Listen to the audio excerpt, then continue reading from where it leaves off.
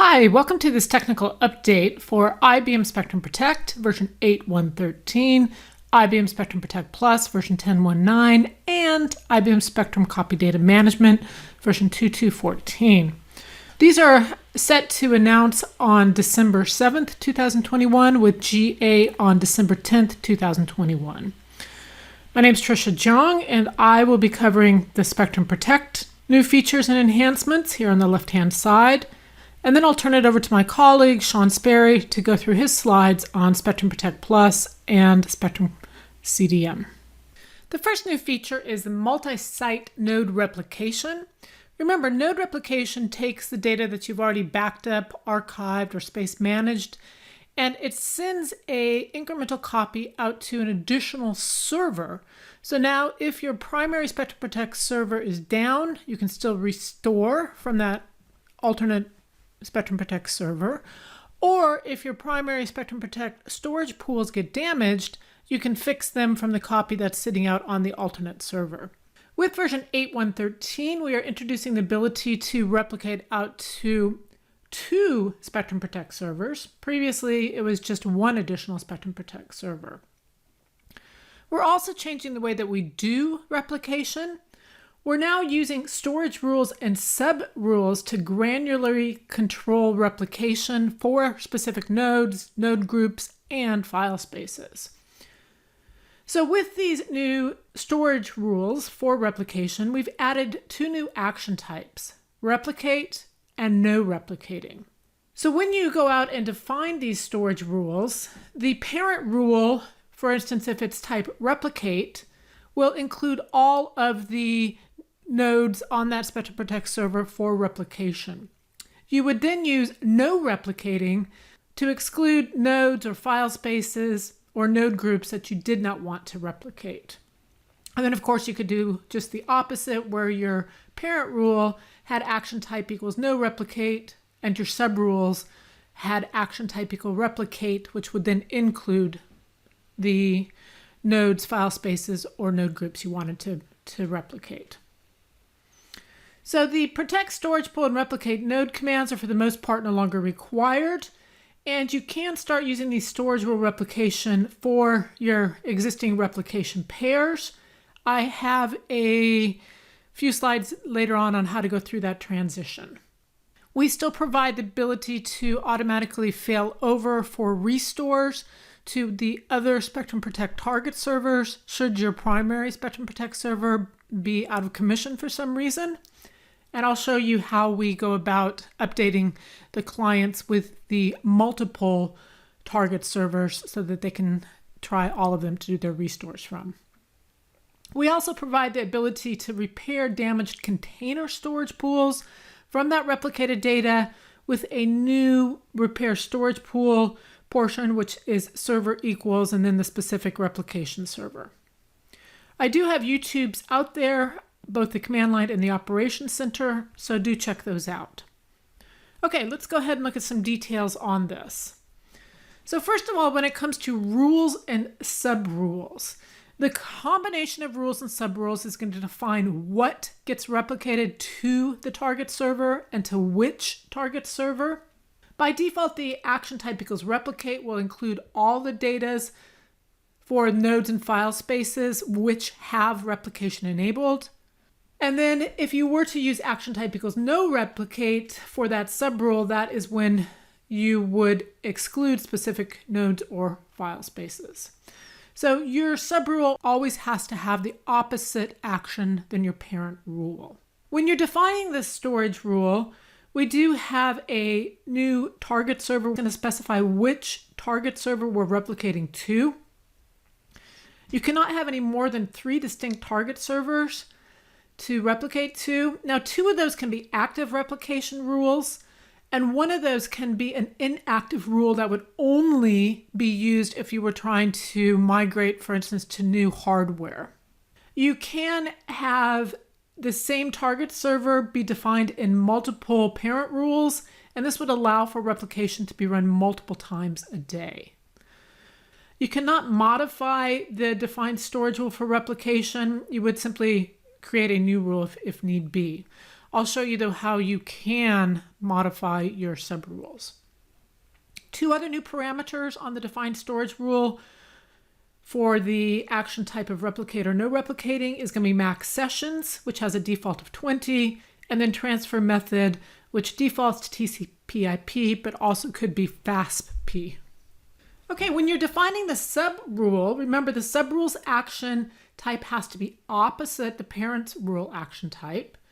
And for each parent rule, a node can only appear in one of the subrules. Now, of course, you can have multiple parent rules, and that node could appear in each of them, but for each parent rule, a node can only appear once in that parent rule. Node groups are accepted, and the nice thing about node groups is as you add nodes or remove nodes from specific node groups, you don't have to go in and update the subrule. So the node group is treated as multiple nodes, and so a wildcard file space is only allowed. You can do a query subrule to see which members belong to the node group, so you know specifically which nodes are part of that subrule. Okay, you can also run an update subrule, and some of the interesting pieces in this update is that if you specify the node or file space, this allows you a one-step replacement of the existing nodes or file spaces. If you use the add node or add file space option, that would just add an additional node to the already existing ones out there. You can also do rim node and rim file space, which would remove individual nodes, node groups, or file spaces. However, if you're removing all of them, an empty subrule is not allowed. Instead, you just need to delete that subrule entirely. Nodes and proxy nodes must be included in the replication storage rule. So all nodes are included in a parent rule by default, and nodes that have REPL state equals enabled are required in the OC. However, if your parent rule action is replicating and you do have nodes that have REPL state equals disabled, those nodes would be skipped. So this is a way of excluding nodes from a parent rule that has action type of replicate. The server set REPL server and the storage rule's action type equals replicate should not coexist. The operations center will actually turn off recognition of the REPL server when we create a storage rule. And the server will not appear in the target column on the OC after that. You can always do query node format equals detailed to verify this. In order to run the replication storage rules, you can either schedule them in the storage rule directly, or you can use the start storage rule to run an on-demand, or you can define an administrator schedule to run the start storage rule. Repair storage pool has also been updated, so let's go through some of those details. So repair storage pool and then the storage pool name, that will repair the directory and cloud container storage pools which use the storage rule replication. And storage rule replication to and from containers is going to basically combine the old replicate node and protect storage pool. Repair is done by comparing SHA-1 digests on the container storage pool extents. Prior to version 8.1.13, we did not dedupe the non-dedupe extents. Remember, container storage pools can have dedupe and non-dedupe extents in them. A lot of times that non-dedupe extents are things like metadata. In 8.1.13, we do also create SHA-1 digest for non-dedupe chunks. So if you have existing replicated container storage pools, you'll probably want to run an audit against them so that those non-dedupe chunks get a SHA-1 calculator for them also. And this will allow you to completely do a repair against them. If when you replicate data over from a container storage pool to another container storage pool, and then you tier that data out to a non-container storage pool like file or tape, you would have to run the protect storage pool command to make sure that the extents are still being saved in the replicated container storage pool. Now, cloud container storage pools can also be repaired now with repair storage pool. Previously, that was not possible. And we have a new parameter on the repair storage pool command that allows you to specify which Spectrum Protect target server you want to restore from. So if you're replicating to multiple servers, you can now choose which one to restore from. Okay, so we talked about how repair storage pool can be used for container data that replicates to another container data. I put together this chart just in case you are replicating over non-container data or replicating to a non-container, about how you would go about fixing a damaged storage pool. Okay, so I gave you all the command lines for storage rules and subrules for replication. Now let's look how the Operations Center makes that really easy to set up.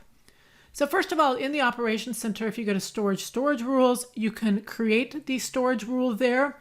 You'll specify the source replication server as well as a target replication server, and you can schedule the time that you want that to replicate at. You will then go into storage rules details to add the nodes. And underneath the cover of this, the Operations Center is going to be creating the sub rules at that point.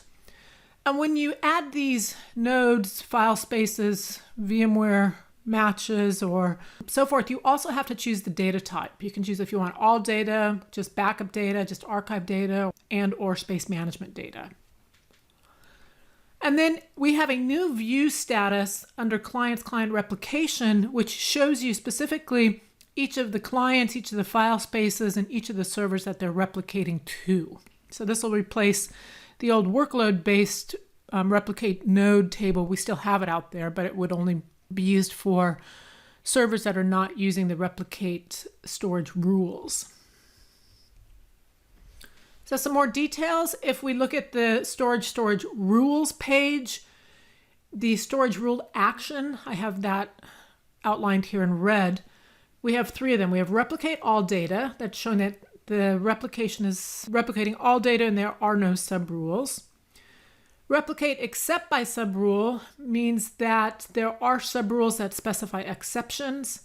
And replicate by subrule shows that the main action is no replicate, and then the subrules specify what should be replicated. So just like with the command line, the subrules have the opposite effect of the parent rule. If you want to create a subrule and add in clients, file spaces, node groups, you'll click on the create subrule, and that will take you to the detail portion. And then the status page reflects the last time that the rule was run.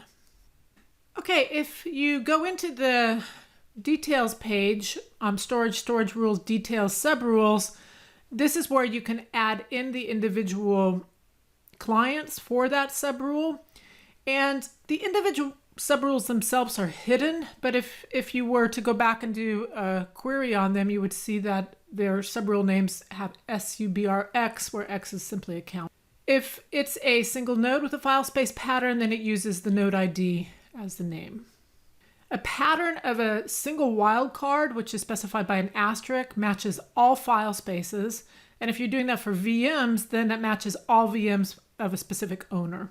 When new nodes are added to the parent rule, a subrule that matches the data type is going to be selected, and the node is then added to that subrule. And so even if your subrules are created either on the OC or with the command line, you can view them in both places, and you can modify them there. Okay, and then we have this new table called the client replication table, and each row is unique for the node, file space, server, target server combination. So outlined in purple, we have the storage rule name. Outlined in green, we have the target server that this replication is going to. In red is the synchronization status of each of the file space. And this replaces our old workload table that we still have under replicate, but is only for replications that are not using the new storage rules or for down-level servers. So normal is when all your file space data has been safely and completely replicated to the target.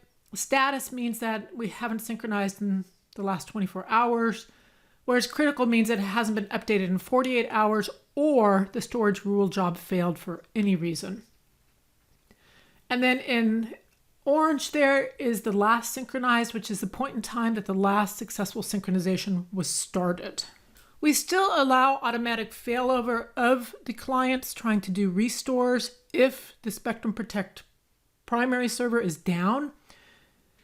And this automatic failover can now go to up to 2 failover servers. The client's data Each time it's replicated and connects to the primary server, it receives the failover server connection information, and this is recorded in the DSM opt or DSM sys file.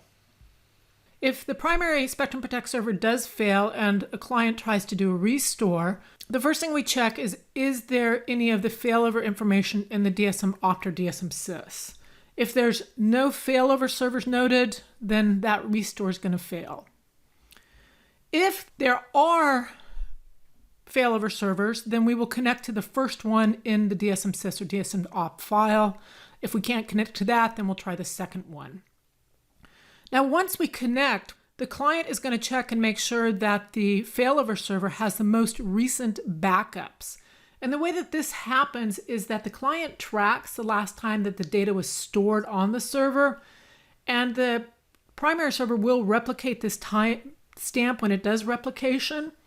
So during a failover restore, the client will compare its date with the date stored on the target server, and if they don't match, the end user will be prompted to decide if they still want to continue to do the restore, knowing that the file they're restoring is not the most recent version. And the reason that this might occur is that perhaps your replication didn't complete prior to the primary server failing. Okay, so when you start transitioning over to the new replicate storage rules, we have the intention of completely replacing the replicate node and protect storage pool. You've got to remember a couple things. The protect storage pool sent a replica of each extent from the source pool to the target pool, and that included transferring extensive data that may not even have been replicated. Whereas with the storage rules, we only replicate the inventory that's included in the storage rules and subrules, so only those extents will be repairable if your primary storage pool is damaged. So you really need to keep this in mind when you're thinking about how am I going to fix my primary storage pool if it is damaged? And I have not replicated all of my nodes over with the storage rules. So that's the first thing to consider. The second thing to consider is that you can free up some unused Db2 tablespace if you had previously been using the Protect storage pool. Once you've completed your transition over to the storage rules, you can then run this protect storage pool purge data equals deleted. Now, do not use the replicate node purge data equals deleted. That's an entirely different command. Okay, slide 16 has some examples of the transition process. So in example 1, in the red is the old commands we were using. So if we were using replicate node star, this was replicating all the nodes in the server, and maybe it was at 8 p.m. every night. So to transition, you would now define a storage rule that action type equals replicate, active equals yes, and that would go ahead and kick off your storage rule replication every night. You would then update your replicate node's admin schedule and set active equals to no.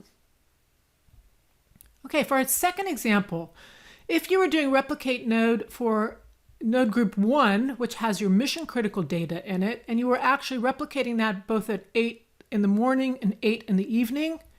And then you had another replicate node, which was just for your everyday servers, kicking off at 10 o'clock at night. In order to transition over, you would define 3 storage rules. The first storage rule would be action type equals replicate, start time equals 8 in the morning, active equals yes. And the second storage rule would also be action type equals replicate, but this time start time would be 10 o'clock. And these would be for your mission critical data. The third storage pool would just be for your common data, and it would also be action type equals replicate, and it would start at 10 in the evening. Once again, you would update your old replicate node admin schedules and set them active equals no. Okay, the third example is a little more complicated. In this case, we have file space rule limit the replication workload to operate on backup data for node 1, but for node 2, the REPL rules allow both backup and archive data sets. So in this case, our parent storage rule is going to be action type equals no replicate. And then the subrules, the first one will be action type equals replicate, data type equals backup, node equals node 1 and 2. The second subrule will be action type equals replicate, data type equals archive, and then node is node 2 only. And then once again, you would update your replicate node and set those admin schedules to active equals no. Okay, the next new feature is retention sets to cloud. As you recall, retention sets take previously backed up data, and then based on a storage rule, it makes an in-place snapshot of that data and keeps it for a specific amount of time. Back in version 8.1.10, we allowed for an additional copy of those retention sets to be created and rehydrated and then sent to tape or VTL. In this version, we're also allowing an additional copy to be sent out to cloud. The data, if it currently resides in a container storage pool and is deduped, compressed, and optionally encrypted, will be completely rehydrated before being sent out to the cloud. But you do have the option of compressing and encrypting that data prior to sending it to the cloud. Now, sending it to the cloud is actually a really great option because just like tape, it's probably lower cost than your local storage. And we support a couple different types of cloud storage. The first class is going to be your standard cloud storage classes. This includes your AWS S3 standard and intelligent tiering. It includes your Azure hot and cool, your Google standard and nearline, your IBM Cloud Storage Server, and your IBM Cloud Object Storage with the Smart Tier, Standard, Vault, Cold Vault, as well as some of our validated S3 providers. Now we also support archival cloud storage classes, and these would be for your AWS, your Amazon S3 Glacier Flexible Retrieval, and your Amazon S3 Glacier Deep Archive, as well as your IBM Cloud Object Storage Archive and Accelerated Archive. The main difference between your standard and your archive classes has to do with how the storage providers charge you and how fast you can get the data back. And one thing you're going to notice is that if you send retention sets out to an archive class, you will have to first request that the object storage provider stage the data out of deep freeze back to a platform that the client can restore the data from. So I'm going to talk about the stage command. Now, the creation of these retention sets and copies follows the following steps. First of all, you will create an account and a bucket on the cloud provider, and then you'll create inside of Spectrum Protect a cloud connection. You'll define a device class with the dev type equals cloud, and that points to the connection that you just created. You'll then create a cloud storage pool, which will also generate a storage rule. And then you can create or update your retention rule that will create that in-place point-in-time retention set. I do have multiple demos out there showing both the standard and the archive for copying your retention sets out to those storage classes. So with that, let's look at a little more detail. When you define the device class, the new dev type equals cloud, and then the new cloud storage classes will be utilized. This cloud device class was introduced several releases ago for database backup to cloud, but we have added the additional storage classes for the copy retention sets to cloud. We've also added in our defined storage pool the ability to compress and encrypt. When you did the copy out to tape, the compression and encryption, we just left it up to the tape drives. But when we go out to cloud, we want to do that prior to sending the data out to cloud so that data is as small as possible and is secure. Now, max scratch is not required for cloud retention pools. That was required for your tape pools. If you are creating an archive cloud, the biggest difference, like I spoke about on the first slide, is the restore. And for that restore, you've got to prompt the cloud provider to bring the data out of deep freeze before the client can access it. And that's called a stage command. And we can do the stage against a particular volume or against the entire retention set, which might span multiple volumes. So some other notes about the creation out to the IBM Cloud Object Storage Archive or Accelerated Archive is that when you create the bucket on the IBM Cloud Object Storage, the bucket has to be dedicated for the retention sets. It cannot be shared with your container storage pools or your DB backup storage pools. Also, when you create this bucket, you have to set the archive rule. This is where you're going to set the archive rule, as you see in the screenshot there, for the IBM Cloud Object Storage. When you're creating the cloud connection, you can update the URL, the ID, or the password, but you cannot update the bucket name if you've already written data into that bucket. And when you define the device class, if the cloud storage class does not match the archive rule that was set up on the bucket, we will show a warning inside of our activity log. Now you can update the device class, but if the cloud storage class, it must also update the IBM Cloud Object Storage Archive rule. The other difference is when you stage the data back, IBM Cloud Object Storage has no specific retrieval type because that retrieval type was set when we defined the bucket. Whereas when we do that for Amazon, you'll see we specify a retrieval type. Slide 21, I've quoted how IBM Cloud Object Storage and how Amazon S3 Glacier Flexible Retrieve and Amazon S3 Glacier Deep Archive, what they expect from sending data out to these archive classes.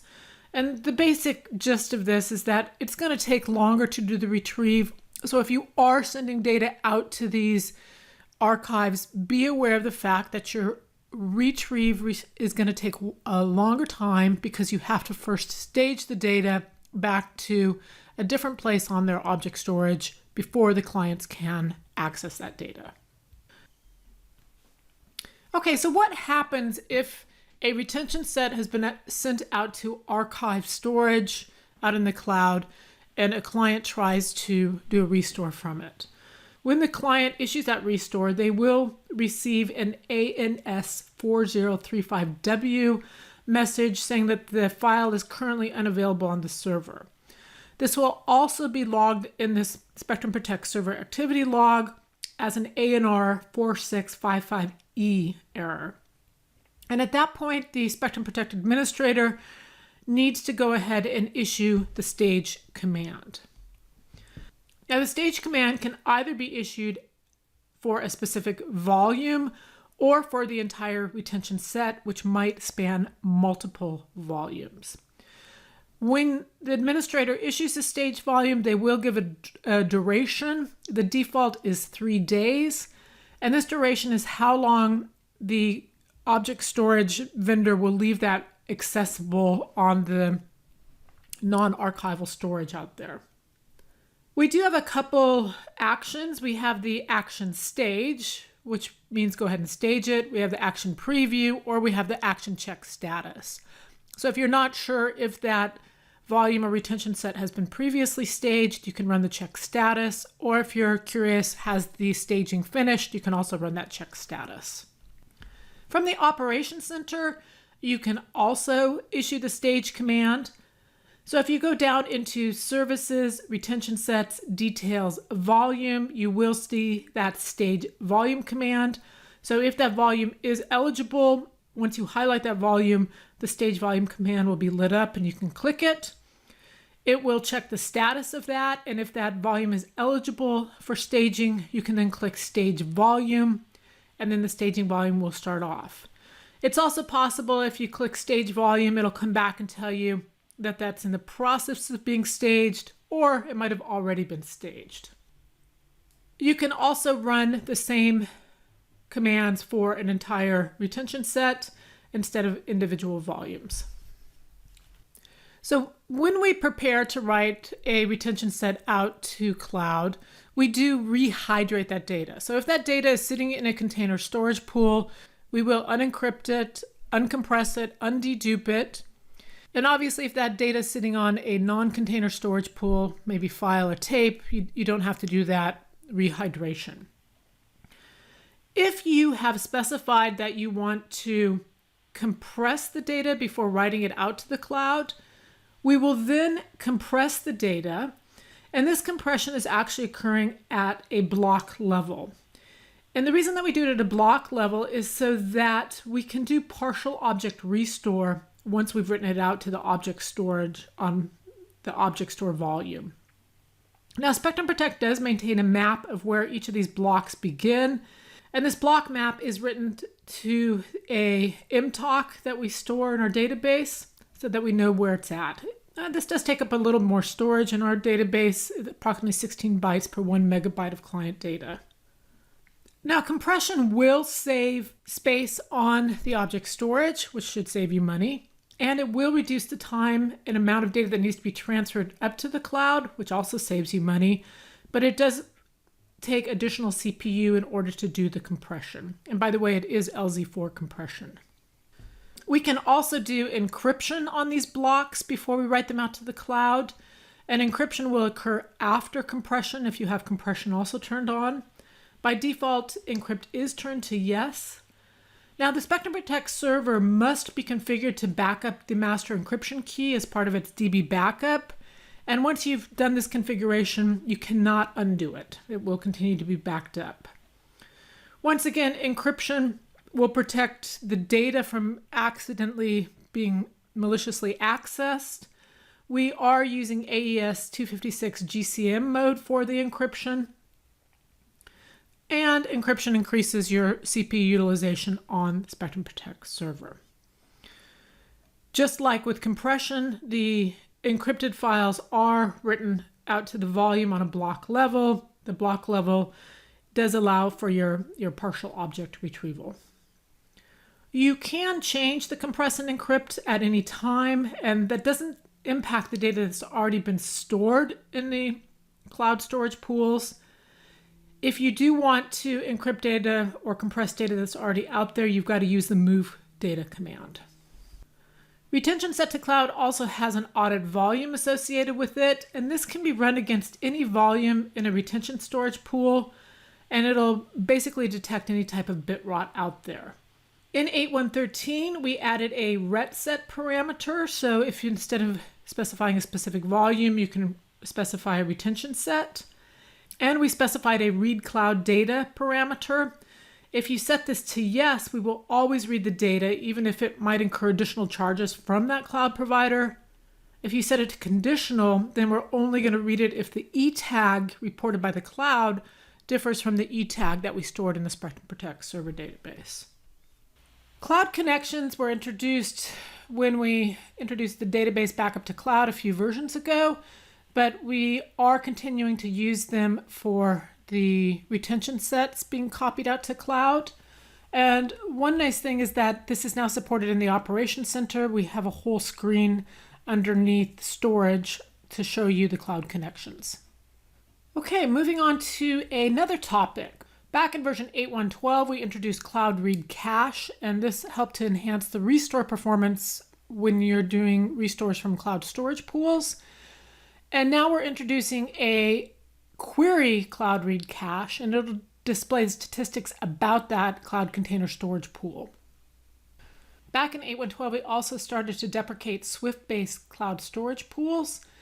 And in 8.1.13, we're entering phase 2, where we will now prevent new Swift-based pools from being created, and we will prevent new data from being sent to Swift-based pools. We do still allow reading from existing Swift-based pools, and those will be continued use of Swift-based cloud types, but we will put out weekly warning messages about us eventually getting rid of Swift pools completely. Okay, moving on to Spectrum Protect Client, we have multiple updates to our web client. If you remember back in version 8.1.2, we removed the web client due to security reasons, but we did reintroduce that in 8.1.7, but it was for restore only. Well, now in 8.1.13, you can do backup, restores, archives, and retrieves all from the web client. The backup and restores are going to be incremental or always backup, and we do allow restores of point in time. and to alternate locations, as well as overwriting existing files. For archive retrieve functionality, you can archive into a new, existing, or custom named archive package, and you can retrieve an entire archive package or individual items. The first thing you'll notice when you log on to the web client is it's now called the Backup Archive Client. You do have to log in with a node admin who has authority granted as access for the specific node you're logging on to do the backups, restores, archives, or retrieves for. Another thing is we added support for the Windows Server 2022 and the Windows Server 2022 Server Core. You do have to install the web client separately. I do have a video out there that shows the install steps. Once you install it and log on, you'll see the choice to do the backups at either the incremental backup or always backup level. And these backups can be file level only. We do not do system state. For Windows, we support local file systems only, no network or USB drives. And for Linux, we support local, network, and USB file systems. We do have little GUI icons that show up next to the files when we list them, so you can tell if they are a file, a directory, a symbolic link, or a HSM stub file. You can cancel the backups from the web client. And same with archive, same restrictions and comments as backup. One difference is you can archive to an existing archive package, or you can select a new one. The default archive package name, if you don't select one, is going to be your current date and timestamp. For restore is file level only, and backup sets are not supported. Land free should be possible, but tape prompting is disabled. When you do a restore, if that file already exists, you will be prompted if you want to overwrite it or restore to an alternate location. The default is not to overwrite the existing file, but to give it a different name. So we will basically put a timestamp next to the original name. So full file space restores is not allowed by the GUI, and point in time restores are possible, but they're currently restricted to directories only. We do have no query restore that is enabled when a single directory or full file space is specified. Okay, for retrieve, same basic restrictions as restore. If there are any collisions, then you will be prompted for alternate locations. You can do searches for your backed up and archived objects that are existing on the Spectrum Protect server, and you can also search local file systems. And so the search criteria is really simple. We do provide task information about what's running out there. So once you kick off, for instance, a retrieve or restore, a backup, you will see that information out there, including things like if it's successful, what the task ID is, the task type, and so forth. So do check out the YouTube I have on using the new web client. It goes through all of these pieces in the video. Okay, the next new piece is HSM for Windows. We have multiple updates to the web client for HSM for Windows. When you log on to HSM for Windows web client, you'll see on the top that there's a couple tabs you can access. You've got your dashboard, your activity, your alerts, and your configuration. So I've listed the new features we've added to each of those tabs. I do have a video that walks you through each of these tabs so you can see them in person. But basically on the dashboard, we now have an alert square that includes all the unread alerts. In the activity tab, you can now manually start volume scans, and we show a running threshold migration and volume scan level. You also have the ability to view the volume scan graphs. In the alerts tabs, you can now delete alerts from the server database. You can mark them as inspected. You can select repeating alert groups, and you can reset recall alerts there. We did add support for TLS 1.3, which is supported by your Windows Server 2022. And one other thing on the configurations page, we now have a installation monitor service where you can start, stop, and restart that. The threshold migration has a create file space button, and the volume analysis has some new configuration panels available. Finally, we do have a configuration section specifically for the web client where you can customize HSM's alerts, auto logout, page refresh, volume scans, and volume displays. Okay, my final topic is the Open Snapstore Manager Common Data Repository Tech Preview. This is the next step in integrating Spectrum Protect and Spectrum Protect Plus workloads to be able to share the Spectrum Protect directory container storage pools. And so in the future, you will be able to have Spectrum Protect Plus workloads sent directly to Spectrum Protect directory container storage pools, where Spectrum Protect will dedupe, compress, and encrypt these. And then the Spectrum Protect Plus clients will be able to restore directly from those container storage pools using the normal restore options they currently have available to them. These storage pools will be shared by both Spectrum Protect and Spectrum Protect Plus workloads, so you'll be deduping across all of that information. And so all of this will increase the scalability for your Spectrum Protect Plus workloads, and it'll remove the need to license and manage a vSnap server and repository separate from your Spectrum Protect infrastructure. In this version, we have a tech preview that gives you some insight into how we will be using a Fuse file system to do this shared directory container storage pool. So in this tech preview, you will install the awesome server on your Linux Spectrum Protect server, and you will dedicate a little bit of container storage pool space for the simulation to create a fenced off directory container storage pool just for the simulated VMware snapshot backup data that our simulator is going to create. There is a tech note out there that talks about the steps to set this up. One of the biggest pieces being that it needs to be on an x86 Linux Spectrum Protect server. Ubuntu is not included, neither is P-Series. And it will also talk about the amount of space you'll need for those directory container storage pools. I do have a YouTube out there that walks you through this, so check that out also. Now, some of the details on what we're doing underneath the covers is with this next generation of ingest into the Spectrum Protect directory container storage pool, we are utilizing some controls and mount agents, which are separate executables from our normal DSM serve executable. And the mount agent is using a Fuse file system and data plane.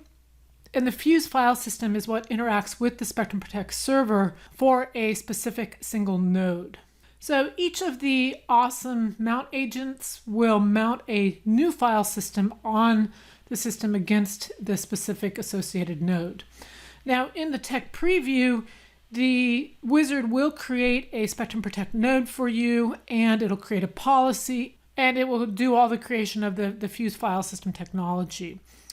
The customer would then choose the size of the workload they want to generate, and in 1 GB files, Spectrum Protect will use a workload simulator to create these files, which are kind of look like VMware snapshot backups, and send them to this dedicated container storage pool that we created to test this out.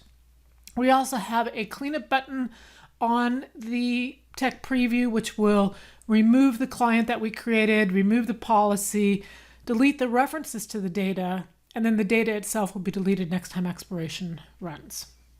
So some of the other tech preview requirements is that Awesome does utilize a dedicated Maria database for its metadata information storage.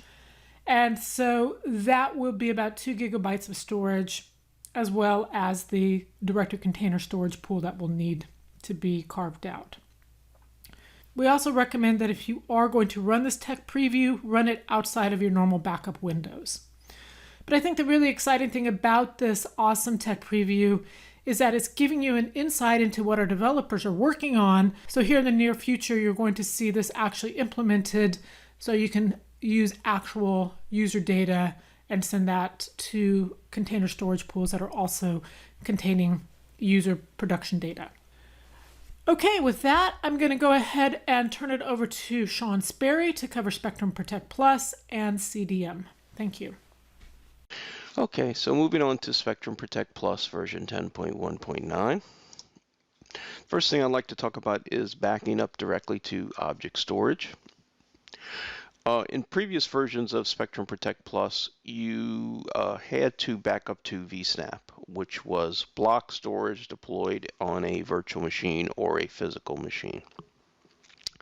Beginning in version 10.1.9, we do want to support deploying Spectrum Protect Plus in OpenShift or Kubernetes environments. In order to do that, you need to be able to back up directly to object storage or cloud storage. So beginning in version 10.9, we are going to support that. Now, for the initial deployment of this, it's only going to be container backups only. So it's only going to be PVCs and resources from a OpenShift or Kubernetes cluster. And we're going to limit the object storage types to IBM Cloud Object Storage, Microsoft Azure Blob, and AWS S3. Just a couple of notes on this. First of all, the object storage is backups are going to be encrypted by default, and the encryption password is going to be stored as an attribute of the SLA policy. So beginning in version 10.1.9, when you go in and define a SLA policy, you will have to enter, or for this type of backup, you will enter a backup encryption passphrase, and that will be required in order to read the data. Restores are kind of normal. This looks exactly like the old restore wizard, and you'll just choose cloud service backup as a source, and you'll be able to do that source. Now, you can have multiple SLAs sharing the same bucket or vault on object storage, but we do recommend that the bucket should not contain any other data from any other application other than Spectrum Protect Plus. And what will happen is if you have multiple SLAs associated with the bucket, each SLA will get a dedicated folder within that bucket.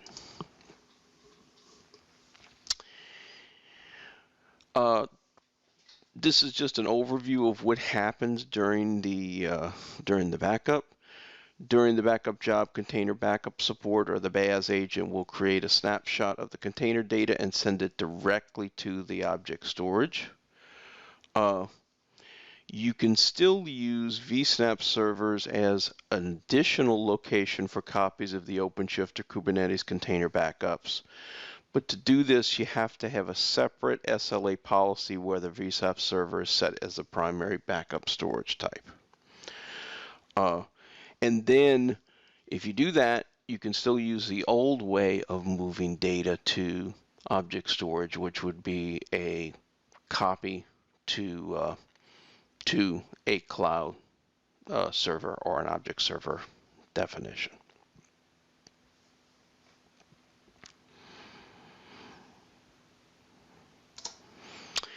Continuing to some additional changes in Spectrum Protect Plus version 10.1.9. We've changed the way what happens when you remove an SLA from a Spectrum Protect Plus server. In previous versions, when the last resource is removed from an SLA policy, Spectrum Protect Plus automatically detects that there are no resources and automatically deletes the job associated with that SLA. In 10.1.9, when the last resource is removed from an SLA policy, the job associated with that SLA will not be deleted. The job will be placed in a held state, and the SLA policy cannot be deleted because there's still an associated job. So in order to remove the SL policy, you need to go to the Jobs and Operations screen, click the Schedule tab, locate the job that is in the held state, and delete the job there. And then after the job is deleted, the SLA policy can be deleted. The reason for this, it prevents an unintentional full backup that would occur if you deleted all of the resources and then a new resource was added. So just continuing with some additional ease of use features, we've now pre-filled the selections for transport modes for the VADP proxy creation. And again, this is just to help you fill in this list so you might not, so it's not as easy to set non-optimal settings for VADP transports. VADP proxies now used web sockets for communication. And this is another ease of use feature, and because of that, they no longer need to be aware of the Spectrum Protect Plus host name or IP address. So Spectrum Protect Plus now communicates unidirectionally with the registered VADP proxy. And basically what this is going to do for you is eliminate the need to manually update the IP addresses on the VADP proxy servers when it's changed in Spectrum Protect Plus. We have introduced a new global preference as a result, and the Spectrum Protect Plus IP address field no longer applies to VADP proxies and is only reused for remote agent communication in a NAT environment. When you do upgrade to this version of Spectrum Protect Plus, these servers are going to automatically be updated to reflect this new behavior. Continuing with some changes in some reporting, the VM utilization report has been updated to include a new option to use storage utilization as a base backup. And this is going to appear as a selection box when you run the report. When this option is not enabled, a new method is used to calculate backup utilization that's more accurate. So the goal of this was to make the utilization report more accurate, and it's done by using the transferred size of the base backups plus any incremental backup sizes to create the size in the report. If you click that checkbox and want to use the traditional method to get the old behavior, we're going to use the base size as reported by VMware, which might not be as accurate. Again, some more ease of use features here. Beginning in 10.1.9, we now allow you to test your connection to vCenter for doing VMware backups. And this just tests the privileges that are defined for the Spectrum Protect Plus in user in VMware to make sure they're proper. We've created a redesigned screen for storage. If you remember previous versions prior to 10.1.9, you used to have separate entries for sites, vSnap servers, cloud storage, and repository servers. And beginning in 10.1.9, we now group that into the same screen, as you can see from the screenshot on the left-hand side.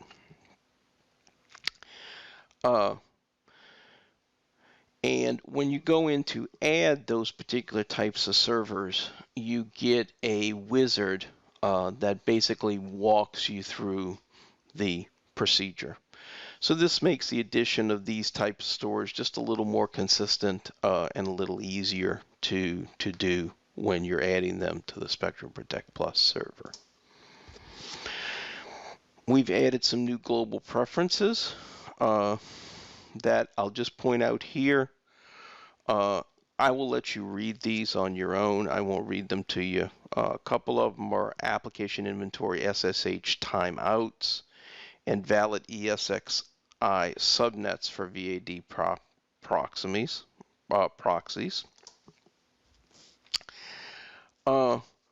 We have updated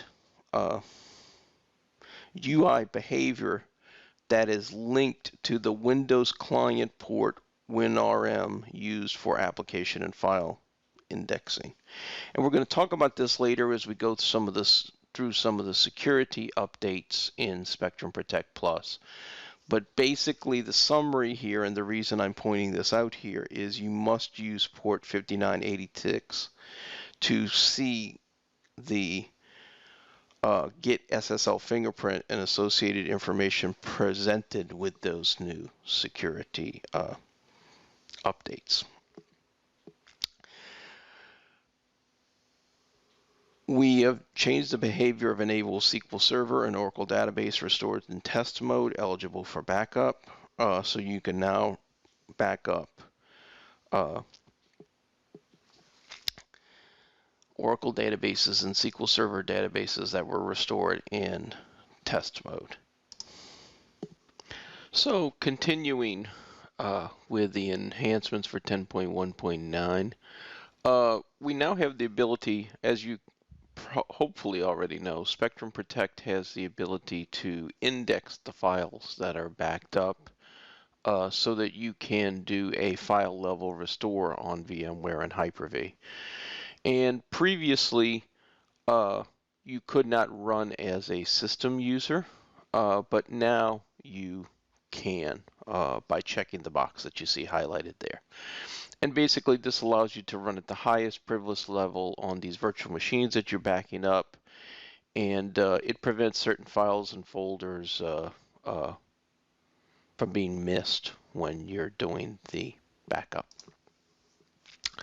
Continuing with support for Kubernetes and OpenShift. As you hopefully know, we, in our last release, maybe 2 releases ago, we added the ability to install the Spectrum Protect Plus server as an operator in a OpenShift environment. But the installation of container backup support or backup as a service client was through some scripts, and you had to go out there and edit those scripts and do the install that way. Well, beginning in version 10.1 now, we now have an operator install that is available for container backup support. Now, we still support the same environments that we did in the past. So you can run this installation in a connected environment, in an air-gapped environment. You can still run it from the GUI. You can still run it from the command line, and we still support Kubernetes. Each one of those has various different paths for doing the installation. What you see here is the OpenShift GUI, which is only available for OpenShift. So that makes it a little bit easier, but we also have the ability to continue to do it in other environments through using various different scripts and files. The documentation has been updated in the user guide to cover this install. There are a few user interface enhancements here that I'll let you read through. I won't necessarily go through all of them. We've moved a couple things around on the menu, like under virtualized systems, we now have file level restores. We've renamed storage to backup storage to accommodate storage to accommodate the wizards that I showed you a little earlier. And restore points now appears in the main menu under system configuration.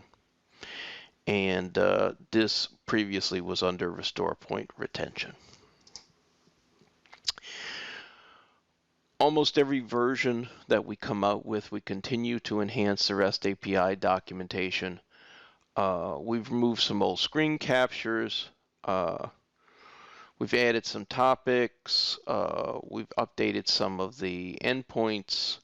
But probably highest on the list here is there are now links to 2 projects that utilize the REST API. So if you want to see some examples of how things are done, that's a good reference. You can take a look at those two projects that are available in the documentation. Okay, so now I'd like to spend some slides talking about security. Beginning in version 10.1.9, we've enhanced the security between the Spectrum Protect Plus server and the Spectrum Protect Plus agents to ensure that when the server is communicating with one of the agents, it actually knows what agent it is and is not tricked into communicating with a duplicate agent, shall we say. So in the beginning in this release, when you register a server, you're going to be presented with either a get server key or a get SSL certificate fingerprint. And which one you're presented with is going to depend on which flavor of operating system or agent you're speaking to. If it's Windows, it's going to be a SSL certificate fingerprint, and if it's Linux, it's going to be a server key. And this server key type and fingerprint, or SSL certificate thumbprint, is going to be presented on the screen when you register the server. So in this way, you'll be able to compare, is the server that the Spectrum Protect Plus server, or is the agent that the Spectrum Protect Plus server is speaking with the agent who we actually connected with. And if it is, you can go ahead and accept the connection, and then if not, you can go ahead and not connect to that agent. Now, there's going to be some implications for this on upgrade that we're going to talk about in an upcoming slide. But basically, just to summarize on this slide, when you upgrade, all of your existing servers are going to be automatically trusted, so they'll continue to operate. And only when you add new servers will you be presented with these certificates and fingerprints. Now, there is a way to enhance that security and go in and trust all of the systems that exist already, or allow you to go ahead and have to manually trust all of the certificates and servers that exist already. And we're going to talk about that in an upcoming slide. But you do need to decide this behavior and set up this behavior prior to the upgrade. This is some information about each one of the different flavors. So for Windows, when you register a Windows-based application server such as Exchange, SQL Server, or Windows File Systems, or a Windows-based virtual machine, or a Windows-based script server, you'll have the option to obtain the SSL certificate thumbprint from the application or virtual machine during the registration process. It's going to be up to you on the first time to verify that this indeed is the server that you want to register, and you can use that command, that winrm command, to get that information from the client. And then when you register, you'll have the opportunity to get the SSL certificate fingerprint and compare that to the virtual machine that you are, or physical machine that you are registering. And if they are indeed the same, that information will be stored in the Spectrum Protect Plus database, and it will verify that that you have not indeed changed servers after you do the initial registration. In order to use this feature on Windows, you do need to set the Windows client port to 5986. That needs to be the one used for application and file indexing. And if your Windows host does not have a self-signed certificate, or if no certificate exists, you have to configure that on the Windows client. And we put a link in here to some of the documentation that allows you to do that. Linux works very similarly. When you register a Linux-based application such as DB2, Microsoft 365, Mongo, Oracle, VADP proxy service, or Linux-based virtual machines or script servers, you'll have the opportunity to get a key so that you can verify the identity of the application server or virtual machine. There is the similar command on Linux to get the server key fingerprint on Linux-based host by entering that following information. Similarly to Windows, when you either set up catalog file indexing or add an application server, you'll have the opportunity to get a server key and verify that you are indeed connecting to the correct machine.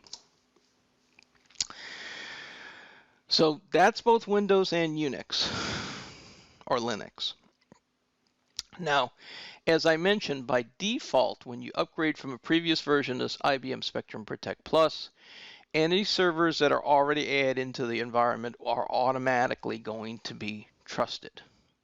So the Spectrum Protect Plus appliance will get the SSL certificate thumbprint or the SSH key from these servers upon first connection and update the registration in the catalog. And it's going to be used for each connecting going forward.